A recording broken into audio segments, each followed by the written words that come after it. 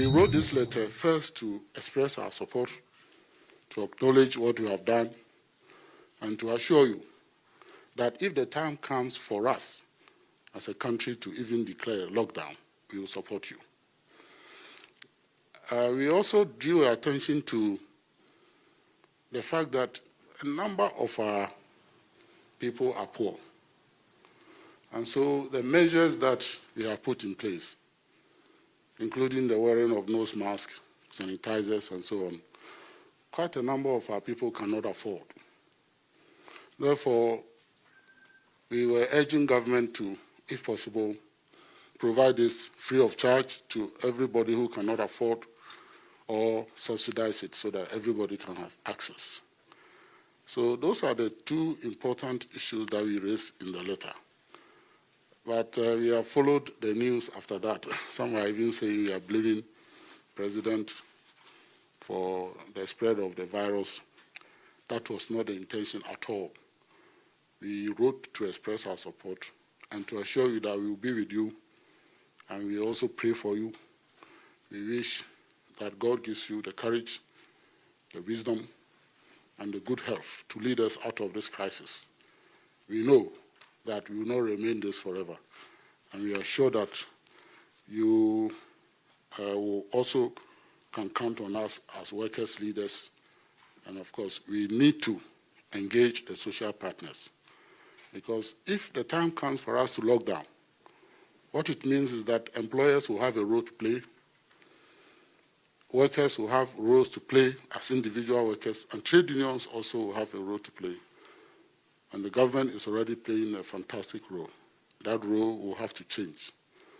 So that was the essence of our letter, and we thank you for inviting us to hear us.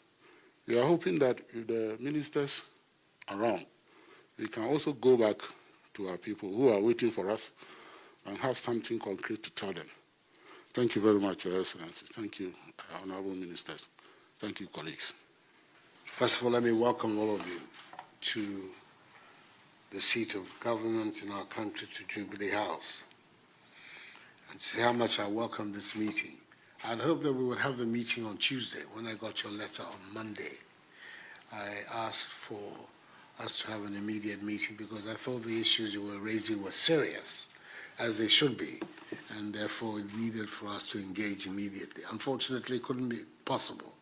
I think all your people were not around on Tuesday. Yesterday was a day of prayer, so I tried to, as much as possible, limit my engagements, and that's why we've had to meet today.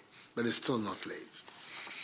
Really, I appreciate very much the expression of support that you put both on paper. I've re-echoed this morning, and I've heard in the newspapers the support that you have given to the measures that we have taken so far. All of these measures have one aim: as much as possible to limit the spread of this disease within our community, find a way of containing it, and hopefully suppressing it so that we can get on with the normal social and economic life of our country.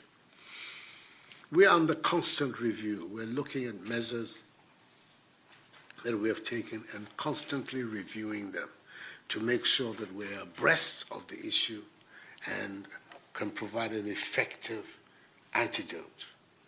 And for instance, it's clear that the measure we took to close our borders, ban international travel, and in the immediate aftermath of that banning, everybody who came to Ghana had to be subjected to mandatory quarantine as well as testing. At the time, there were a lot of comments, many of them unhelpful. But at the end of the day, I believe that the decision to ban international travel as well as to take the measures of quarantine and testing are being vindicated by facts. It turns out that the overwhelming number of cases confirmed in cases of infections that we have in Ghana are all from people who came from abroad. And of those who came and have been quarantined, an extreme number, some over 50 odd, have been found to be carrying the virus. So focusing on the importation of the virus and the infection has proved to be absolutely spot on. And we are now seeing the benefit of these measures. But we can never stop there. We have to constantly look at whatever additional measures are there that will put us in a strong place to deal with this pandemic, this menace. And that is what we're constantly doing. So I took your letter in that spirit, that we recognize the efficacy of some of the measures that have already been laid out, and now we're looking for additional measures to make sure that we could contain this virus and ultimately suppress it. So I want to assure you, it didn't come to me as some sort of criticism or undermining or of the position of government. That is not the way I took it in any event. I saw it as a very helpful expression of support. Whatever we do, people are talking now in Ghana about a lockdown, this and that.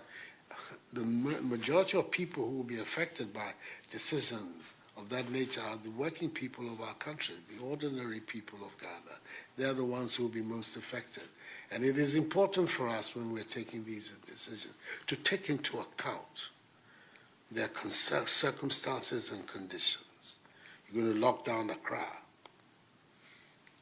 What are the consequences? Going to lock down the country. What are the consequences? Or particular areas of the country. A government, a responsible government, is required to look at all the implications before decisions are made. And that is the exercise on which we're currently engaged. And I'm hoping that much sooner than later, we will come to an agreement within government of what those measures are. And then the Ghanaian people will be informed. But I want to assure you that the matters you have put on the table are matters that we are actively deliberating, considering, and that we will continue in the spirit in which we have so far taken these measures of making sure at any one stage that we are abreast of the issue and are taking measures to be able to contain it. I've indicated to the country the various main objectives of our policy and of our response. Limiting the importation. We've taken some important steps towards that objective. Trying to contain the spread of the virus. Making provisions, strengthening our capacity to care for those who are sick. Limiting as much as possible the impact on our social and economic life of the incidence of the pandemic. And then also trying to find a way to use this crisis as an opportunity to strengthen our nation. We've seen how dependent we are on foreign imports for our medicines, for the various pharmaceutical incidents that we need to have to cope with this. That shouldn't be the case. But that is the reality after so many years of, if you like, neglect. We're finding our capacity to produce things for ourselves in this crisis severely limited. What do we do? How do we overcome this limitation? It should be one of the objectives of policy at this stage, that we find a way to strengthen our domestic capacity across the board and move into a greater stage of self-reliance. These are the key parameters that are governing government response to this crisis. And it's important that we have this opportunity to exchange views and agree on some steps.